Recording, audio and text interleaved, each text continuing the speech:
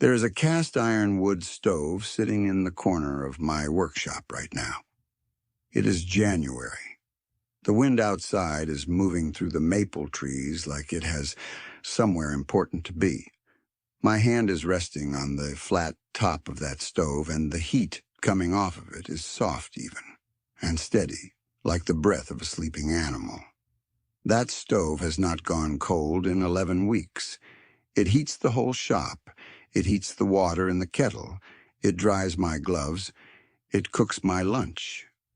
And the modification I made to it, the small piece of hardware that doubled how long a single log burns and cut my wood use nearly in half, cost me right around $30. $30. Not $300, not $80, $30. The average American household that heats with wood or supplements with wood spends between $400 and $900 a season on cordwood, pellets, or propane top-off. Now, the folks who buy the new high-efficiency stoves are paying $2,400 to $4,800 for the appliance alone, plus install, plus the pipe, plus the inspection. And I'm going to tell you, before this video is over, the part that should make you a little bit angry, because the trick I'm about to show you was written down in a farrier's journal in 1878.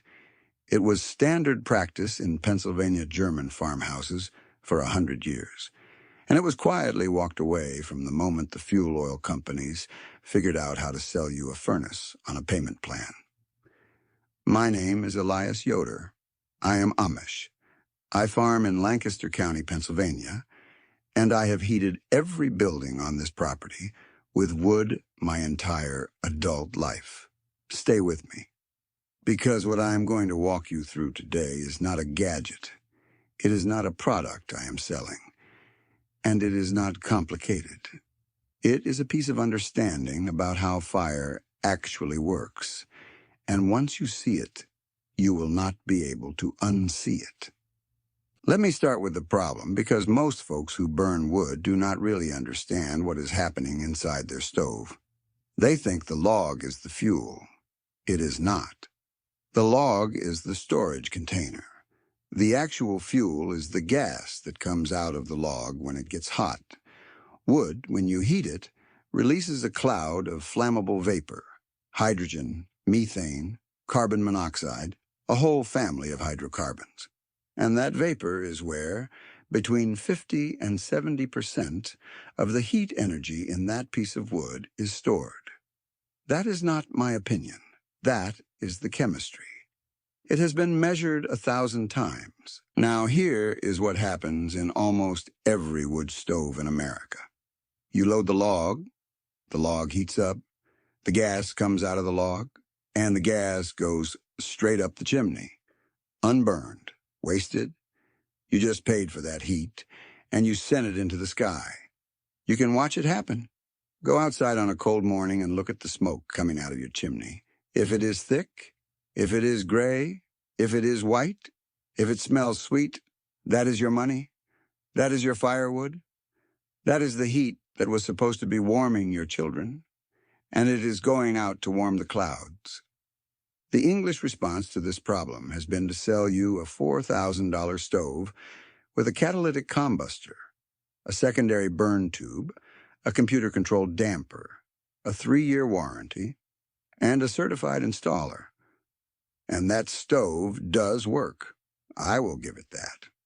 But it works by doing, with expensive engineering, what my grandfather did with a piece of scrap iron and a drill bit.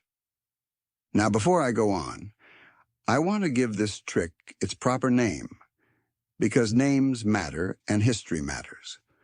What I am going to show you is a version of what the old German stove builders called a Nachbrenner, a second burner.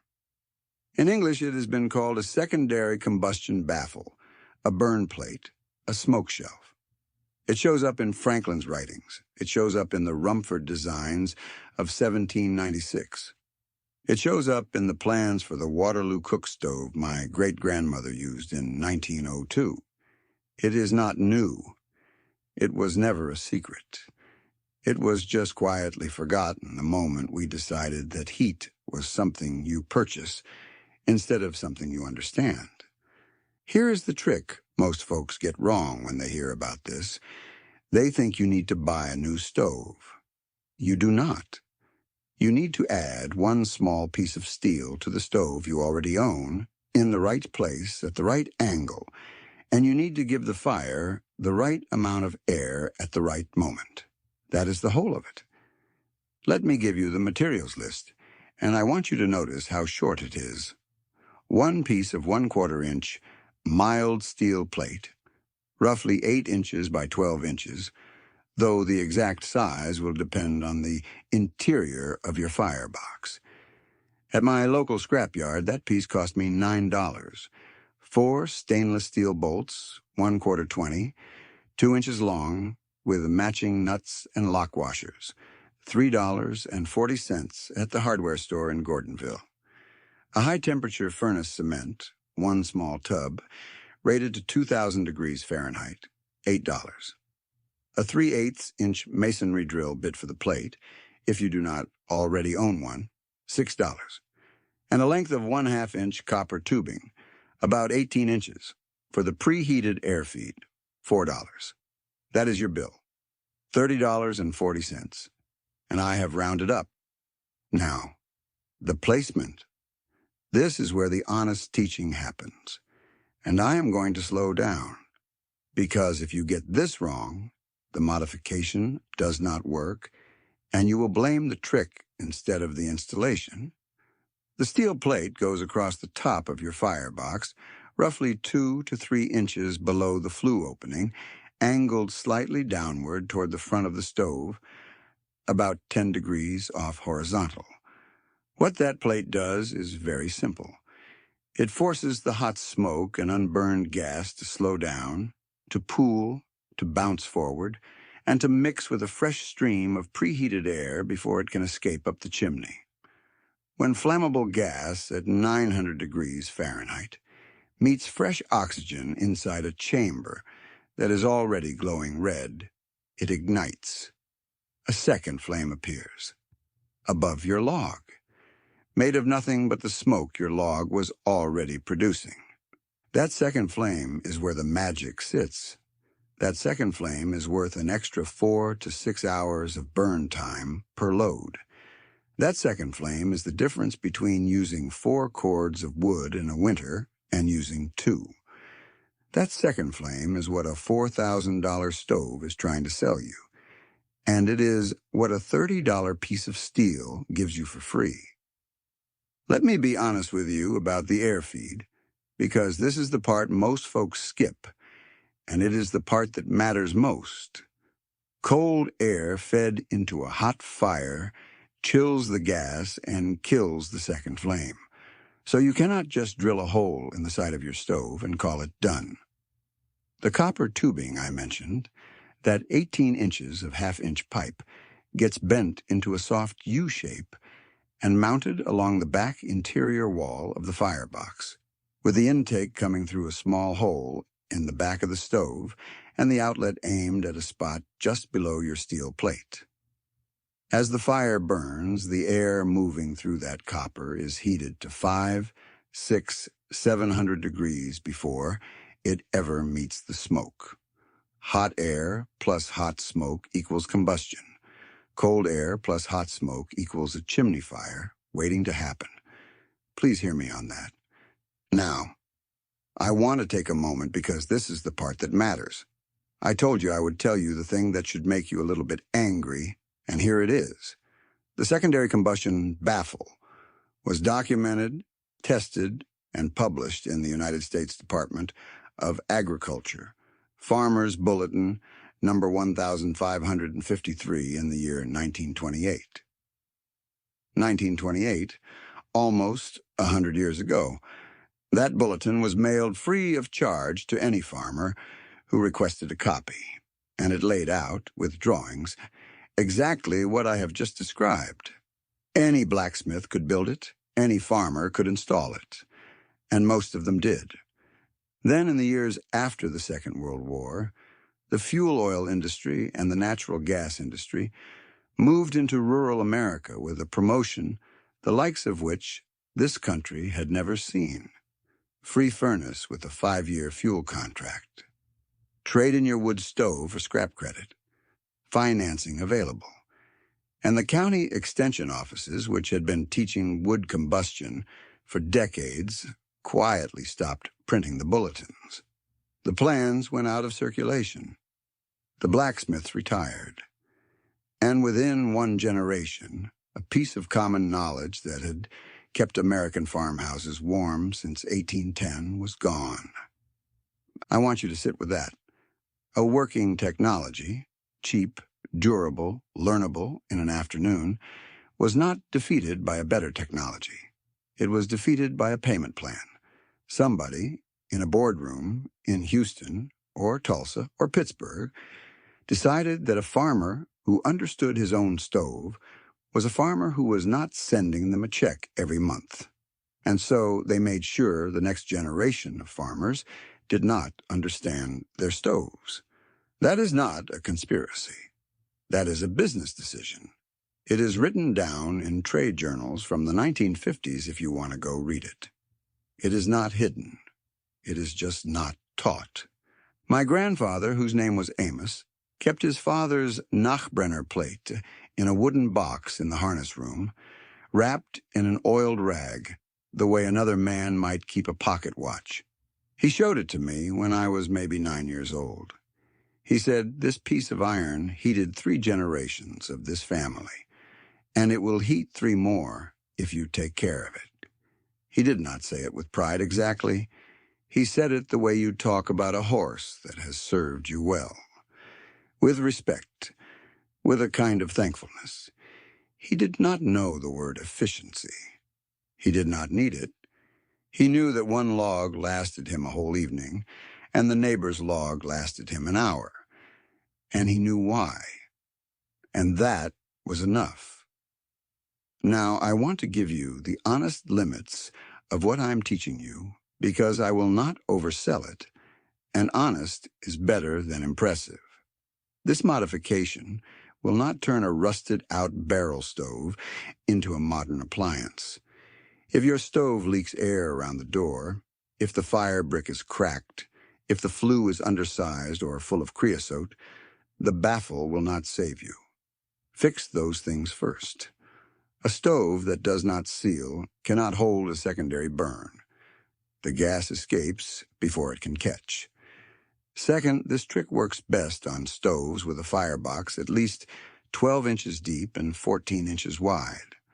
On very small stoves, the plate crowds the fire, and you get more smoke, not less. On very large stoves, you may need 2 plates staggered. Measure before you cut.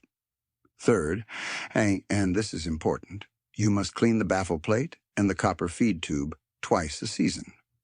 Creosote and fly ash will build up on the underside of that plate, and if you let it accumulate, you lose the reflected heat that drives the secondary burn. 20 minutes with a wire brush, twice a winter, that is the maintenance. It is not much. But if you skip it, you will curse me and the trick both, and only one of us will deserve it. Fourth, burn dry wood. I mean actually dry. Under 20% moisture, split at least 8 months, stacked off the ground, covered on top but open on the sides. Wet wood produces steam instead of gas, and steam does not ignite. If you take one thing from this whole video and leave the rest, take that. Dry wood is the foundation. Everything else is a refinement. Here is what I want you to do this week. Go out to your wood stove tonight, after the fire has been burning for an hour, and put your hand near the chimney pipe, about 3 feet above the stovetop. If that pipe is too hot to hold your hand against for more than a second or two, you are losing heat up the chimney. That is your baseline. That is the money you are currently burning. Write down the temperature if you have a stove thermometer. If you do not, just remember the feeling. Then, this weekend, drive to your local scrapyard and ask for a piece of 1/4-inch mild steel plate. Do not buy new.